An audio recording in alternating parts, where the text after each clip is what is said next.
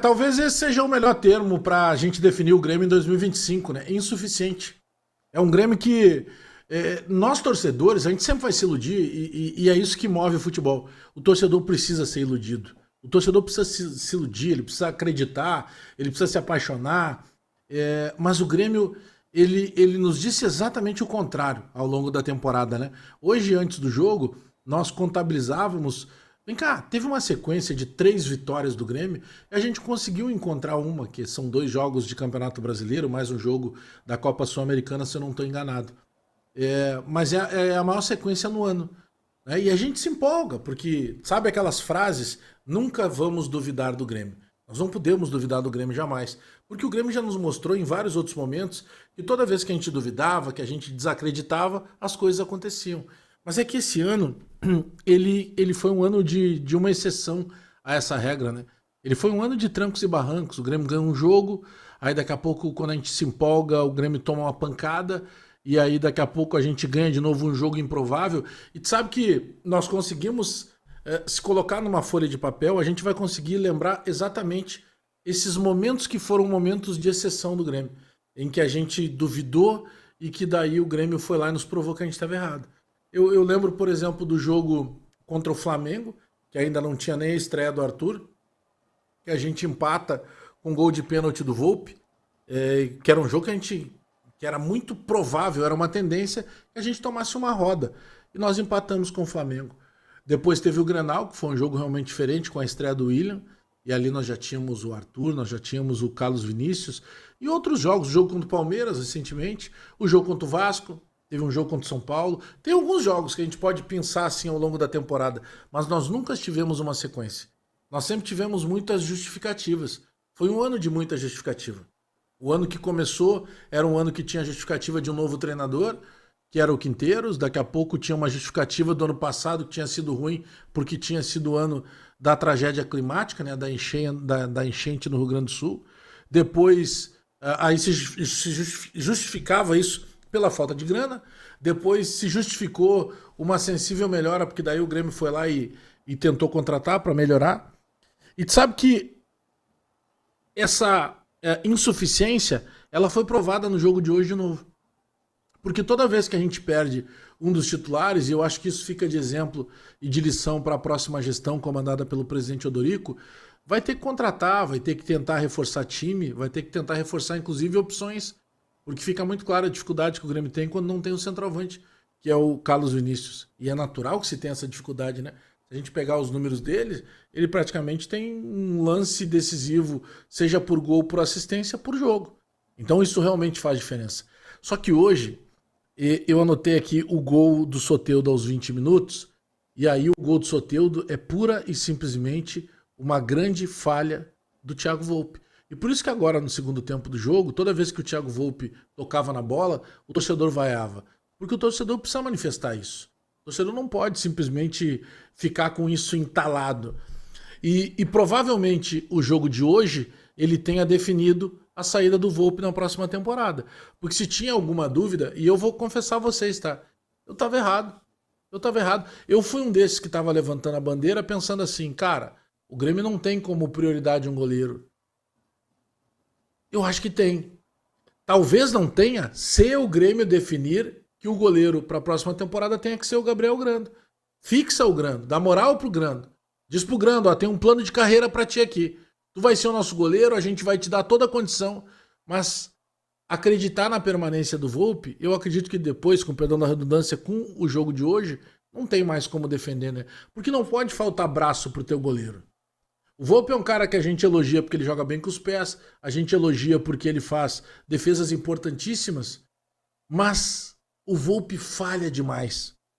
E o goleiro, quando ele falha, né, ele já tem naturalmente uma dificuldade em relação ao centroavante. O centroavante errou, daqui a pouco vai receber 2, 3 oportunidades, ele vai fazer um gol. Ou mesmo que a gente possa perder um jogo, porque o meu centroavante perdeu 2 ou 3 gols feitos, ele não fica tão marcado quanto o goleiro quando erra. E tem goleiros que às vezes mesmo errando, aquele erro dele não resulta em gol. Por exemplo, ele erra, mas aí em cima da linha o zagueiro salva, ou ele falha numa saída de bola e o centroavante adversário cabeceia a bola por cima e não põe para dentro do gol. Mas o Volpi, quando falha, sai o gol. E hoje foi assim. A falha do Volpi aos 20 minutos faz com que a bola sobre limpa para o Soteldo. É claro que se a gente olhar todo o lance, tem uma falha de posicionamento, tem uma falta de leitura da jogada do Wagner Leonardo.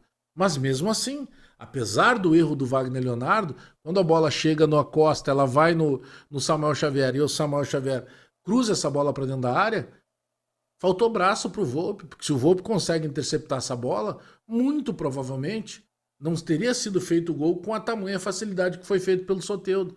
Mas vamos seguir no jogo. Aí começa o segundo tempo, e aí entra o Mano. Aí entra a culpa do Mano, mas o Mano não assume isso porque o Mano jamais vai assumir nenhum tipo de erro. O Mano terceiriza a culpa para tudo que é lado. E tem uma dificuldade muito grande na questão tática do Grêmio. Porque o Mano ele faz algumas observações, e é um direito, e ele é pago para fazer isso, mas a parte tática do Mano, ele insiste em algumas coisas. Aí tu sai da teimosia, que é uma linha muito tênue entre ser o convicto e passar a ser o teimoso. O Mano tem certeza que ele é convicto. Só que a gente já entendeu que ele é teimoso. Aquilo que ele considera apenas uma convicção, ela já ultrapassou, ele já ultrapassou a raia da teimosia. Então o Mano tem uma teimosia em não usar meia. Ele já tentou o William meia por dentro, e o William não tem mais essa capacidade de jogar por dentro, e o bom William sempre foi lateralizado. E o William é um jogador que hoje ele precisa de suporte. Ele precisa ter um meia para que corra por ele. E aí o Mano não entendeu que esse meia talvez seja o Cristaldo, que é pouco para o que a gente tem, mas é o que nós temos. Hoje, por exemplo, embora tenha ido bem o André Henrique, quando o Mano coloca o Jardiel, a gente vê a diferença que tem de um centroavante de ofício, e que o próprio Mano reconhece isso.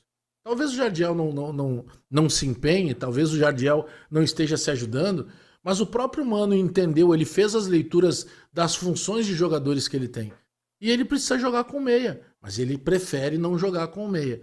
Então acho que tem um problema muito sério na questão do nosso treinador.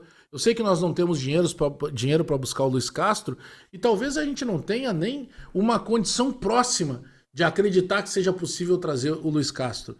Mas eu não vejo que o Mano seja a solução para a próxima temporada, porque nós vamos continuar vendo mais do mesmo. Eu acho que o Grêmio tem muitas dificuldades. O Grêmio tem um time talvez muito mais comum do que a gente imagine. E aí é a questão da gente se apropriar de algo que talvez a gente não tenha. Nós não temos um time com qualidade. Então o Grêmio que perde para o Sport, o Grêmio que em determinados momentos não consegue ganhar do Ceará, o Grêmio que desperdiça pontos preciosos contra um Santos, o Grêmio que hoje consegue perder dentro de casa para o Fluminense. O Fluminense tem uma campanha terrível fora de casa com o comando do Zibeldia, mas hoje ele conseguiu ganhar. Com 6 minutos, estava 2-0. E tu sabe que o Grêmio empata com 7,5, um pouco antes dos 8. Tem uma diferença de menos de 2 minutos entre o segundo gol do Fluminense, 2-0, e o gol que a gente desconta e fecha o placar em 2-1 com o gol do André Henrique. E é uma reação boa do Grêmio. E vejam vocês, o Grêmio melhora no segundo tempo justamente quando entra o meia para trabalhar a bola. Ou seja, é tão simples algumas coisas. Tem algumas coisas que elas estão tão na cara, mas de certa forma o Mano Menezes faz questão em não entender dessa maneira. Tem vários erros hoje, mas tem um erro do Mano e o principal erro do Volpi. Hoje a gente perde o jogo numa falha do nosso goleiro.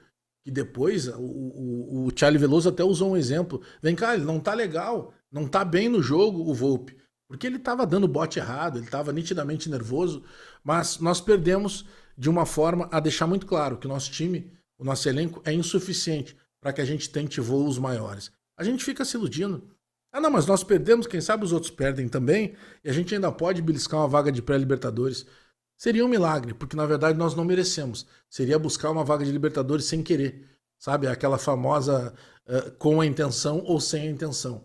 O Grêmio não consegue melhorar. E eu acho que o Mano não entendeu ainda o que ele tem em mãos. Mas, pelo jeito, né, a gente vai ter um Mano para a próxima temporada, mas possivelmente a gente não tem o mesmo goleiro. Eu acho que o Grêmio tem que efetivar o Grando. Não dá realmente para seguir com o Volpi, mas eu acho que o caminho mais fácil, o caminho mais barato, o caminho mais justo E eu acredito que o caminho mais eficaz para o Grêmio seja realmente não manter o Volpi, mas precisa efetivar o Grando como seu novo goleiro.